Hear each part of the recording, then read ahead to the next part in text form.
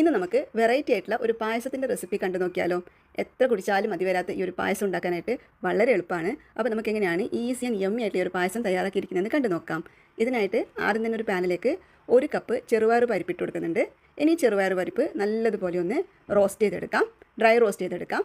ചെറുപയർ പരിപ്പ് നല്ലൊരു സ്മെല്ല് വരുമല്ലോ, നന്നായിട്ട് വറുത്ത് കഴിയുമ്പം ആ ഒരു സമയമാകുന്നത് വരെ നമുക്കിതൊന്ന് വറുത്തെടുക്കണം. കരിഞ്ഞു പോകാതെ പ്രത്യേകം ശ്രദ്ധിക്കണേ. മീഡിയം ഫ്ലെയിമിലിട്ടിട്ട് നല്ലതുപോലെ ഒന്ന് റോസ്റ്റ് ചെയ്തെടുത്താൽ മതി.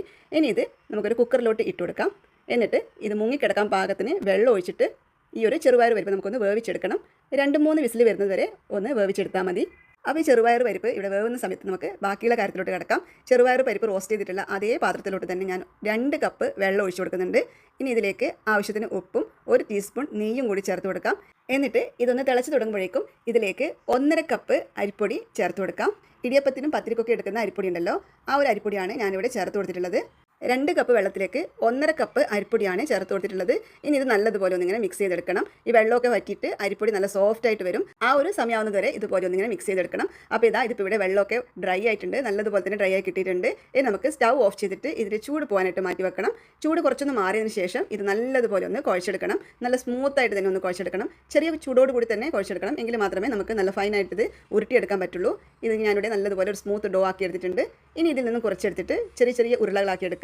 കുഞ്ഞു കുഞ്ഞു ഉരുളകളാക്കുന്നതായിരിക്കും ഈ ഒരു പായസത്തിന് നല്ല ടേസ്റ്റ് ഉണ്ടാവുക.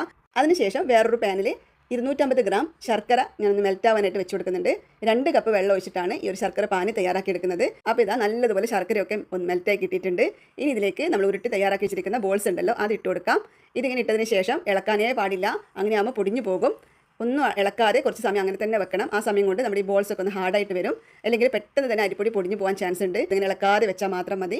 ആ ഒരു സമയത്ത് ബോൾസൊക്കെ ഒന്ന് ഹാർഡായി വന്നിട്ടുണ്ട്. ഈ സമയത്ത് നമ്മൾ ഇതിലോട്ട് ചേർത്ത് കൊടുക്കുന്നത് ചെറുപയർ പരിപ്പാണ്. നേരത്തെ നമ്മൾ 2-3 വിസിൽ അടുപ്പിച്ചിട്ട് മാറ്റി വെച്ചിട്ടുള്ള ചെറുപയർ പരിപ്പുണ്ടല്ലോ, അത് 1.5 കപ്പ് ഞാനിവിടെ ചേർത്ത് കൊടുത്തിട്ടുണ്ട്. എന്നിട്ട് ചെറുതായിട്ട് ഇങ്ങനെ ഒന്ന് മിക്സ് ചെയ്ത് കൊടുക്കണം. നല്ലതുപോലെ ഒന്ന് തിളച്ച് തുടങ്ങുമ്പോഴേക്കും ഇതിലേക്ക് 1 കപ്പ് അളവിൽ 2ാം പാലാണ് ഒഴിച്ചു കൊടുത്തിട്ടുള്ളത്. ഞാനിവിടെ യൂസ് ചെയ്തിട്ടുള്ളത് ഇൻസ്റ്റൻറ്റ് കോക്കനട്ട് മിൽക്ക് പൗഡറാണ്. അങ്ങനെ കുറച്ച് ഏലക്കപ്പൊടി കൂടി ചേർത്ത് കൊടുക്കുന്നുണ്ട്. ഇനി ഇതിലേക്ക് ചേർത്ത് കൊടുക്കുന്നത് അല്പം നെയ്യാണ്. നെയ്യ് ഞാനിവിടെ അങ്ങനെ തന്നെ ചേർത്ത് കൊടുക്കുകയാണ്. ഇനി അതെല്ലാം നിങ്ങൾക്ക് വേണമെന്നുണ്ടെങ്കിൽ അണ്ടിപ്പരിപ്പും മുന്തിരിങ്ങയും നെയ്യിൽ ഒന്ന് വറുത്തെടുത്തതിന് ശേഷം അത് ഈ സമയത്ത് ചേർത്ത് കൊടുക്കാം. ഞാനിവിടെ പ്ലെയിൻ നെയ്യ് മാത്രം ഒന്ന് ചേർത്ത് കൊടുക്കുന്നുണ്ട്. എന്നിട്ട് നല്ലതുപോലെ ഒന്ന് മിക്സ് ചെയ്ത് കൊടുക്കാം.